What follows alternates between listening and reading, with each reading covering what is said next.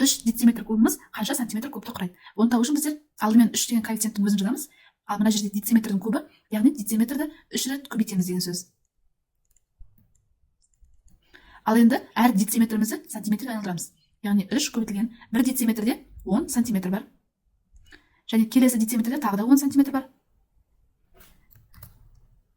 Және келесі дециметрде тағы да 10 сантиметріміз бар. Яғни енді сандарды көбейтеміз, сосын сантиметрлер жазамыз. Яғни сандарды көбейтсек бізде 3000 шығады.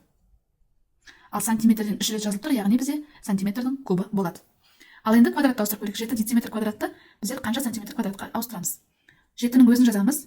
Дециметрдің квадраты, яғни 2 рет жазуымыз керек. Сонда әр дециметрімізді енді сантиметр алып жазамыз. Сонда біздің 1 дециметрімізде 10 сантиметр бар. Және тағы 1 дециметрімізде тағы да 10 сантиметр бар. Сонда 700 сантиметр квадрат болды.